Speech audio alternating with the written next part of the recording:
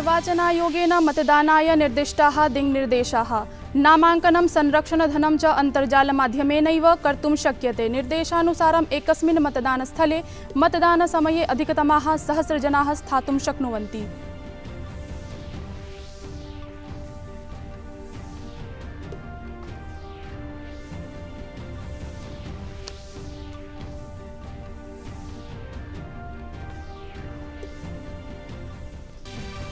Corona इत्यस्य सूच्यौषधविषये सुखास्पद वार्ता। केन्द्रीय स्वास्थ्यमन्त्रिणा डॉक्टर हर्षवर्धनेन अस्य वर्षस्यान्ते कोरोना इत्यस्य सूच्यौषध लप्स्यते इत्याशा प्रकटिता।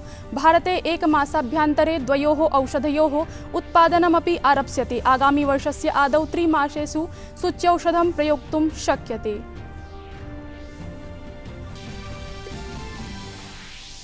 औद्योगिक श्रमिकेभ्यः साहाय्याय केन्द्रप्रशासनस्य महत्वपूर्णः निर्णयः। येषां कर्मिणां वृत्त्यार्जन समाप्तं राज्य कार्मिकपूर्ति योजनान्तर्गतं तेषां कर्मिणां कृते साहाय्यवृत्तिः प्रदास्यते। अन्तिमवृत्तेः 50% भविष्यति इयं साहाय्यवृत्तिः। अगस्त मासस्य 29 दिनाङ्के क्रीडा दिवसोपलक्ष्ये सुनिश्चिताः क्रीडा पुरस्काराः। क्रिकेट क्रीडकः रोहित शर्मा, मल्लः विनेश फोगाटः, महिला यष्टि क्रीडा दलस्य नायिका रानी रामपालः, बाहुवीर क्रीडकः मरियप्पन थेंगवेल्लु, पटलान क्रीडिका मनिका बत्रा च सर्वेपि अस्मिन् वर्षे राजीव गान्धी क्रीडा रत्न पुरस्कारद्वारा सभाजयिष्यन्ति।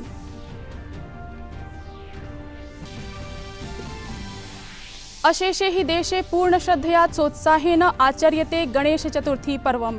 दिल्ली प्रशासनेन कोरोना कारणात् सार्वजनिक स्थलेषु प्रतिमा विसर्जनम् एवञ्च सामुदायिक स्तरे पर्वम् आमानयितुं प्रतिबन्धः। राष्ट्रपतिना रामनाथ कोविन्देन उपराष्ट्रपतिना एम वेंकैया नायडुना च गणेश चतुर्थीम् आलक्ष्य देशवासिभ्यः प्रदत्ताः शुभाशयाः।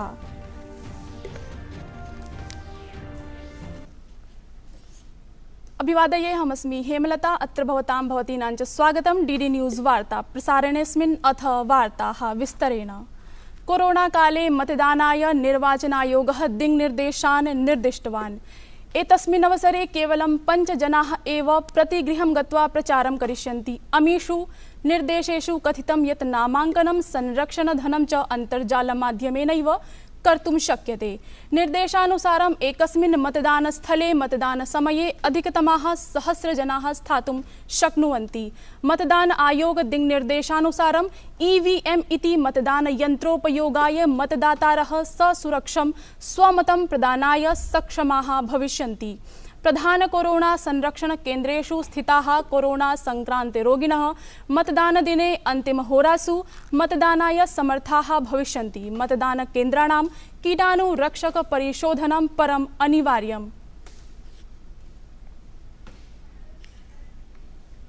भारतं वर्षान्तं यावत् कोरोना सूच्यौषधं लप्स्यते। देशे निर्मितं परीक्षणाधीनं महामारीनाशकं सूच्यौषधि द्वयं प्रवर्तमानवर्षस्य अन्तिममासं यावत् उपलम्भयिष्यते।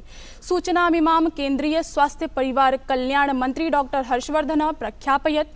अमुनोक्तं यत् महामार्याः नियमनाय भारत बायोटेक् निर्मितं कोवैक्सीन् सूच्यौषधं वर्षान्तं प्रभृति उपलब्धं भविता। अथ आगामिनो नूतनवर्षस्य आद्ये मासत्रये सूच्यौषधानां प्रयोगम् अपि भवितुम् अर्हति।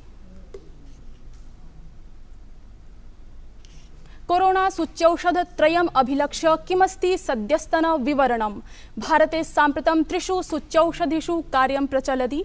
तेषु ऑक्सफोर्ड वैक्सीन इति प्रथमः सूच्यौषधः विद्यते। एषो हि ऑक्सफोर्ड विश्वविद्यालयस्य साहाय्येन सीरम संस्थानं विनिर्माति। कोरोनान्मूलनाय द्वितीयः कोवैक्सीन नामाख्यः सूच्यौषधः हैदराबादस्य भारतीय बायोटेक् संस्थानं निर्माति। तृतीयः सूच्यौषधः जायकोव डी इत्यस्ति, यद्धि जायडस कैडिला समवायेन निर्मीयते।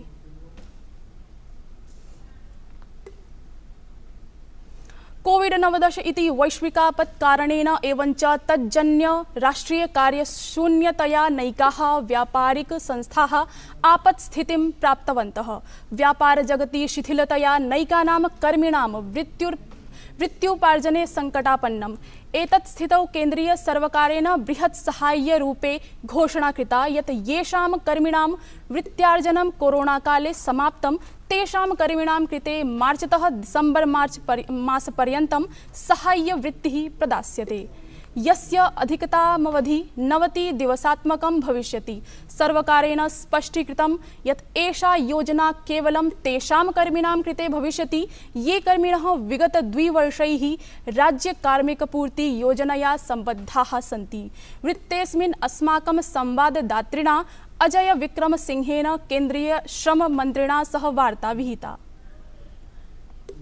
कोरोना बीमारी आने के बाद लाखों औद्योगिक मजदूर अपना रोजगार खो गए, लेकिन सरकार ने तत्परता के साथ फैसला लिया और ये फैसला लिया है कि जो मजदूर ईएसआईसी के अंतर्गत आते हैं और जिन्होंने अपना रोजगार खोया है उनको बेरोजगारी भत्ता दिया जाएगा। इन सब विषय पर हम बात करेंगे केंद्रीय श्रम मंत्री संतोष गंगवार जी से।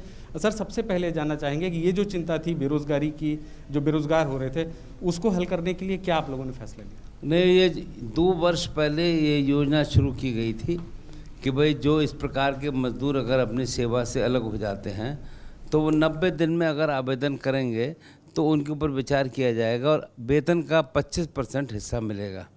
और आदरणीय प्रधानमंत्री जी के निर्देशन में हम लोगों ने मन बनाया कि अब ये योजना को कुछ दिन और बढ़ा दिया जाए, क्योंकि इस समय कोरोना का काल चल रहा है और कुछ परिवर्तन के साथ बढ़ाया जाए। नंबर 1, वे सारे कर्मचारी जो उद्योग से अलग हो रहे हैं तो 30 दिन के अंदर अगर वो अप्लाई करते हैं और बिना एम्प्लॉयर की सहमति के भी अगर अप्लाई करते हैं तो उनके बारे में विचार किया जाएगा और उनको अपने अंतिम वेतन का 50% हिस्सा मिलेगा। ये भी तय किया है कि इस काम को हम 15 दिन के अंदर निस्तारित करेंगे, कि इसका डिसीजन 15 दिन के अंदर होगा। आपके कहने का मतलब कि अटल बीमित कल्याण योजना जो थी उसका दायरा आपने बढ़ा दिया, परसेंटेज बढ़ा दिया, लेकिन ये कब तक रहेगा, कब तक लोग अप्लाई कर सकते? 1 वर्ष के लिए आगे बढ़ाया है और 31 दिसंबर तक जो आवेदन करेंगे उनके ऊपर विचार किया जाएगा। अभी जो स्थितियां हैं बेरोजगारी की, क्या इससे बेरोजगारी भत्ता देने से एक राहत मिलेगी और रोजगार की क्या स्थिति रहेगी? मुझे लगता है कि अब धीरे धीरे रोजगार के अवसर बढ़ रहे हैं। अब कोरोना कम होता भी नज़र आ रहा है और लोगों को नौकरी भी बढ़ रही है। लोग नौकरी की तलाश में जो जा रहे हैं, सबको सुविधा मिल रही है, सबको नौकरी मिल रही है। कौन लोग अप्लाई कर सकेंगे? क्या सामान्य औद्योगिक मजदूर कर सकेंगे या फिर ईएसआईसी के अंतर्गत आने वाले हैं? इसमें वही मजदूर अप्लाई करेंगे जिनको ईएसआईसी से जो जुड़े हुए हैं।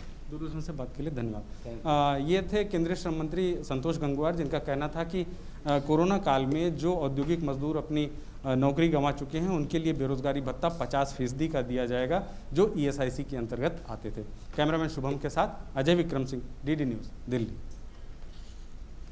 अद्य अधिभारतं गणेशचतुर्थी पर्व परिपाल्यते। अत्रावसरे राष्ट्रपतिः रामनाथ कोविन्दः गणेशचतुर्थी पर्वणः पूर्वसन्ध्यायां देशवासिभ्यः शुभकामनाः प्रायच्छत्। यथाशीघ्रं कोरोना महामारी मुक्तः देशः भवेत्, एतदर्थं तेन भगवतः गणेशः प्रार्थितः।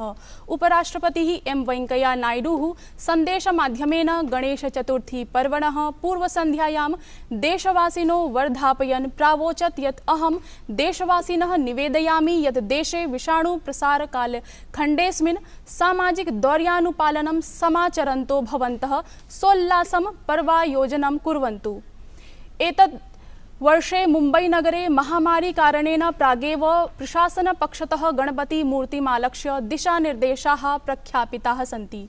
एतदनुसारि सार्वजनिकमण्डलस्य मूर्तयः 4 फीट् मितात् विशालतमाः नैव भविष्यन्ति, अपि च आवासीयपरिसरेषु पर्यावरणानुकूलितानां 2 फीट् परिमितानां मूर्तीनामेव प्रयोगः भविष्यति। विसर्जनकार्ये आधिक्येन 5 जनाः एव गन्तुम् अनुमताः सन्ति। अत्रावसरे प्रख्यातं लालबागस्य राजा गणपति मण्डलं मूर्तिस्थापनां नैव करिष्यति।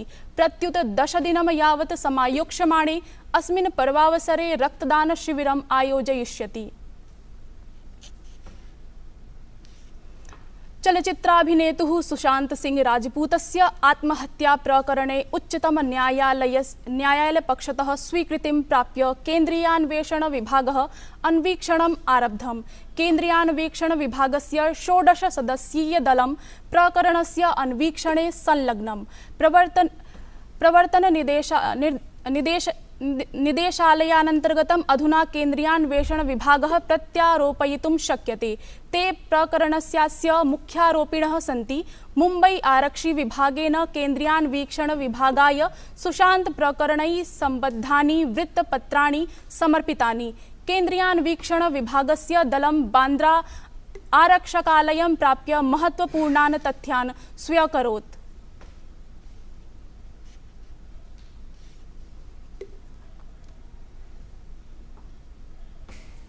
केन्द्रीयान्वेषण विभागेन अखिल भारतीय आयुर्विज्ञान संस्थानं निवेदितं यत् सुशांत सिंह प्रकरणे संस्थानं न्यायिकान्वीक्षणं विदध्यात्। अखिल भारतीय आयुर्विज्ञान संस्थानेन 5 सदस्यीय दलं संस्थापितं। दलमनेन केन्द्रीयान्वेषण विभागपक्षतः प्रदीयमानानि सम्बद्धवृत्तपत्राणि अन्वीक्ष्यन्ते। आवश्यकतानुगुणं दलमेकं मुम्बै नगरमपि यास्यति। सुप्रसिद्ध क्रिकेट क्रीडकः रोहित शर्मा, मल्लः विनेश फोगाटः, महिला यष्टि क्रीडा दलस्य नायिका रानी रामपालः, बाहुवीर क्रीडकः मरियप्पन थेंगविल्लु, पटलान क्रीडिका मनीका बत्रा च सर्वेपि अस्मिन् वर्षे राजीव गांधी क्रीडा रत्न पुरस्कारद्वारा सभाजयिष्यन्ति। एते पुरस्काराः अगस्त मासस्य 29 दिनाङ्के प्रदास्यन्ते। एवमेव तीव्रकन्दुकक्षेपकः इशांत शर्मा, धाविका दूती चन्दं समेत्य 27 क्रीडकाः अर्जुन पुरस्कारार्थं चिताः, यत्र युवमल्ल महिला दिव्या काकरानः अपि सम्मिलिता। ततः द्रोणाचार्य पुरस्कार श्रेण्यां 5 नामानि सुनिश्चितानि। वार्ता संस्करणमेतत् सम्पद्यते। अधुना अभिनववार्ताभिः सह पुनः उपस्थास्यामः। भूयात् तावत् मङ्गलम्।